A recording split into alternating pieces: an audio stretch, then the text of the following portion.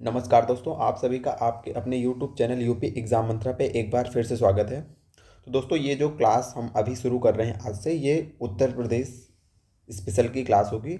इसमें क्या होगा, यूपी स्पेशल में अभी आपको पता है कि आपकी बहुत सारी परीक्षाएं होने वाली हैं एक दो महीनों में, और जहाँ यूपी स्पेशल से बहुत सारे क्वेश्चंस आते हैं। तो इस क्लास को इसी दृष्टिकोण से तैयार किया जा रहा है, जिसमें बहुत ज़्यादा डिस्कशन नहीं होगा। टू द पॉइंट हम चीज़ों को देखेंगे, छोटी छोटी क्लास होगी और बहुत जल्द ही आपकी यूपी स्पेशल को ख़त्म करवा दिया जाएगा, जिससे कि जो अभी यूपी स्पेशल की तैयारी कर रहे हैं, जिनको समस्या हो रही है, वो लोग इस क्लास को देखें। इस क्लास का जो विशिष्टता होगी, जो मेन चीज़ है, वो ये है कि इसमें बहुत ज़्यादा एक्सप्लेनेशन नहीं होगा किसी चीज़ों का।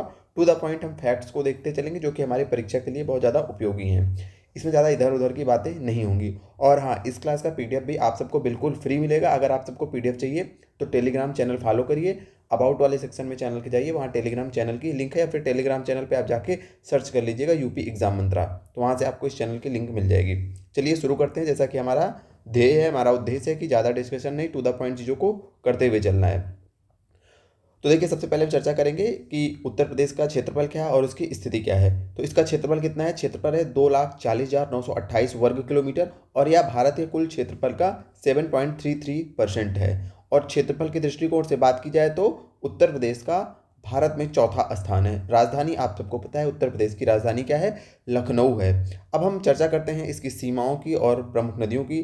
जैसे सीमाओं की बात करें तो उत्तर प्रदेश की जो सीमा है वो 8 राज्यों और एक केंद्र शासित प्रदेश से सीमा जो है इसकी मिलती है। 8 राज्य वो कौन कौन से हैं? उत्तराखंड है आपका, हिमाचल प्रदेश है, हरियाणा है, राजस्थान है, मध्य प्रदेश है, छत्तीसगढ़ है, बिहार है और झारखंड है। इन 8 राज्यों से उत्तर प्रदेश अपनी सीमा साझा करता है। इसके साथ ही साथ एक केंद्र शासित प्रदेश है जिसका नाम है दिल्ली। तो दिल्ली से भी उत्तर प्रदेश अपनी सीमा साझा करता है। अब यहाँ एक इम्पॉर्टेंट जानकारी ये है कि आपका जो सोनभद्र जिला है वो सर्वाधिक राज्यों को स्पर्श करने वाला जिला है। यहाँ पे है आपका सोनभद्र, और ये जो आपका सोनभद्र है ये सबसे ज़्यादा राज्यों को स्पर्श करता है। कौन कौन से राज्य हैं? बिहार, झारखंड, छत्तीसगढ़ और मध्य प्रदेश। तो इन 4 राज्यों की सीमा को स्पर्श करता है आपका सोनभद्र। यूपी यूपी की जो आपकी प्रमुख नदियां हैं वो हैं गंगा, यमुना, रामगंगा, गोमती, केन, बेतवा और घाघरा। इन सब नदियों की चर्चा हम आगे आने वाली क्लासेस में करेंगे। हम क्लास को स्पीड में ले चल रहे हैं, क्योंकि इस क्लास का हमने बताया कि उद्देश्य है कि फटाक से आपको रिवीजन करवा दिया जाए और छोटी छोटी क्लास में आपका यूपी स्पेशल कवर करवा दिया जाए। नोट्स बनाने की चिंता नहीं है, क्योंकि पीडीएफ आपको दिया जाएगा। अब देखते हैं कि उत्तर प्रदेश जो है वो कुछ फसलों में, कुछ चीज़ों के उत्पादन में देश में प्रथम स्थान रखता है। तो वो कौन है? तो याद रखना है आपको, गेहूं उत्पादन में पहला स्थान है, आलू के उत्पादन में पहला स्थान है, गन्ना के उत्पादन में पहला स्थान है, कुल खाद्यान्न यानी कि जो टोटल अन्न उत्पन्न होता है उसमें भी पहला स्थान है, आम के उत्पादन में पहला स्थान है, दुग्ध उत्पादन में पहला स्थान है, कुल सब्जी और कुल बागवानी में पहला स्थान है, कुल पशुधन में पहला स्थान है। ठीक है। टोटल रेल मार्ग की बात की जाए, बैंक शाखाओं की बात की जाए और पोस्ट ऑफिस की बात की जाए, तो उन मामलों में यूपी भी देश में प्रथम स्थान रखता है। तो आपको याद क्या रखना है? कुल खाद्यान्न, जितना टोटल अन्न होता है, कुल सब्जी और बागवानी यानी कि जो फ्रूट्स होते हैं उनसे रिलेटेड यूपी टॉप पे है, आम में टॉप पे है, आलू में टॉप पे है, गेहूं में टॉप पे है और गन्ना के उत्पादन में टॉप पे है। अब चलते हैं आगे की ओर। अब हम डिस्कशन करते हैं जनसंख्या के बारे में। जनसंख्या का एक अवलोकन देखते हैं और बहुत स्पीड में देखेंगे। जो भी टू द पॉइंट चीज़ें हैं केवल हम उन्हीं को देखेंगे।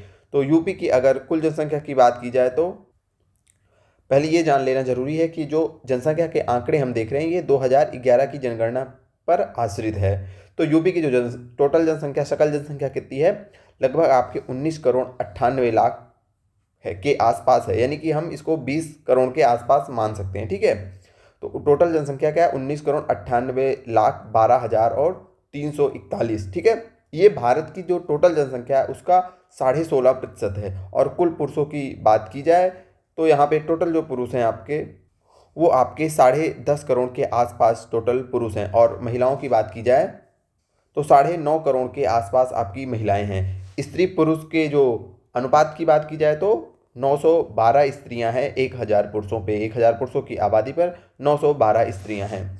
जनसंख्या घनत्व की बात की जाए तो 829 प्रति वर्ग किलोमीटर। जनसंख्या घनत्व का मतलब क्या होता है कि आपका 1 वर्ग किलोमीटर का जो एरिया है उस एरिया में कितने लोग टोटल रह रहे हैं। तो यूपी का जो जनसंख्या घनत्व है वो 829 है।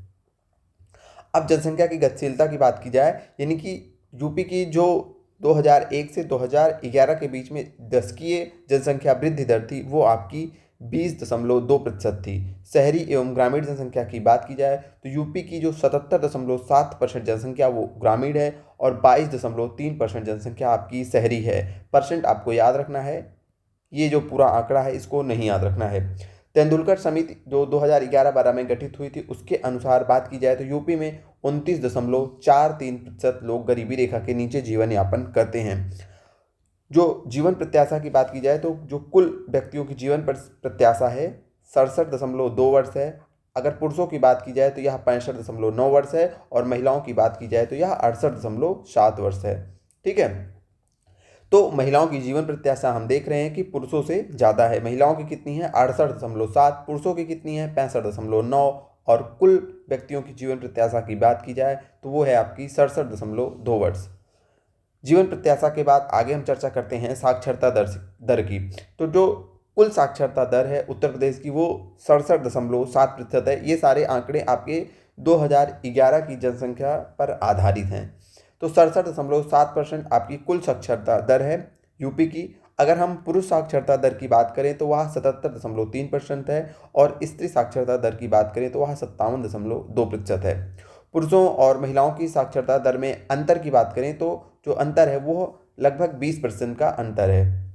आगे चलते हैं, अब हम शहरी साक्षरता दर और ग्रामीण साक्षरता दर के बीच में कुछ तुलना करेंगे। जैसे जो उत्तर प्रदेश की नगरीय साक्षरता दर है वह आपकी 75.1% यानी कि 75% के आसपास है। वहीं ग्रामीण साक्षरता दर 65.5% के आसपास है। शहर में जो साक्षरता दर है शहर की, वहाँ अगर पुरुषों और स्त्रियों के पृथक रूप से बात की जाए तो शहर के नगर के जो 80.4% पुरुष हैं वो साक्षर हैं और महिलाओं की 69.2% जो महिलाएं हैं वो साक्षर हैं। ग्रामीण में बात की जाए तो ग्रामीण में 76.3% पुरुष साक्षर हैं और स्त्रियां 53.7% जो स्त्रियां हैं वो ग्रामीण में साक्षर हैं। फिर से अगर हम इन फैक्ट्स को एक बार देख लें तो जो 75% नगरीय जनसंख्या है वो साक्षर है। नगरीय जनसंख्या में जो 80% पुरुष हैं वो साक्षर हैं और महिलाएं लगभग 69% के आसपास आपकी साक्षर हैं। ग्रामीण जनसंख्या की बात की जाए तो ग्रामीण जनसंख्या की 65.5% जो जनसंख्या है वो साक्षर है और अगर पुरुषों और महिलाओं के पृथक रूप से बात की जाए तो 76.3% पुरुष साक्षर हैं और 53.7% महिलाएं साक्षर हैं। अब हम 2000 की जनसंख्या के अनुसार अगर धर्म के आधार पर आंकड़ों पर एक नज़र डालें तो जो यहाँ पे की हिंदू जनसंख्या है वो 79.73% है। जो आपकी मुस्लिम जनसंख्या है वो 19.26% है। सिख जनसंख्या जो है वो 0.32% है। इसी का क्रम जो आगे देखें तो सिखों से कम ईसाई, जैन, बौद्ध, अन्य धर्म, ये जो है इनके आंकड़े हैं। आपको ऊपर के 2 या 3 आंकड़े याद रखने हैं जो आपके लिए इंपॉर्टेंट हैं।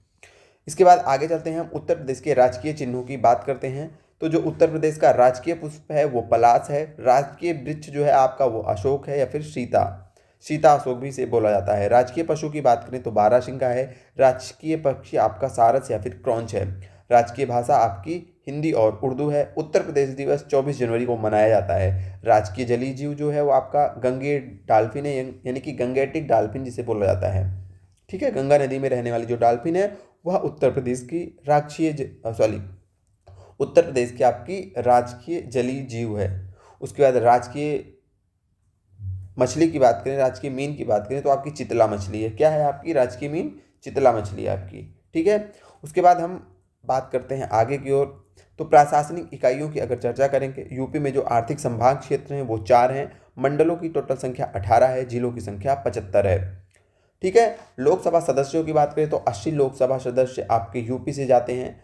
31 राज्यसभा सदस्य आपके यूपी से चुने जाते हैं। 403 विधानसभा सीटें और 100 यहाँ की विधान परिषद सीटें हैं। पुनः एक बार इसको डिस्कस कर लें तो लोकसभा की 80 सीटें, राज्यसभा की 31 सीटें, विधानसभा की 403 सीटें और विधान परिषद की 100 सीटें हैं। वर्तमान में जो आपके उत्तर प्रदेश की राज्यपाल हैं वो श्रीमती आनंदीबेन पटेल हैं और मुख्यमंत्री जी की बात की जाए तो सबको पता है कि श्री योगी जी जो हैं, श्री योगी आदित्यनाथ जी आपके मुख्यमंत्री हैं।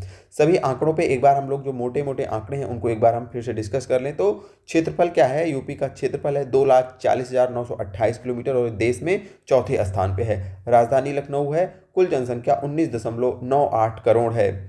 जनसंख्या घनत्व की बात की जाए तो 829 व्यक्ति पर वर्ग किलोमीटर है। लिंगानुपात आपका 912 प्रति 1000 है। लिंगानुपात जो है आपका वो 912 प्रति 1000, यानी कि 912 महिलाएं हैं प्रति 1000 पुरुषों पर।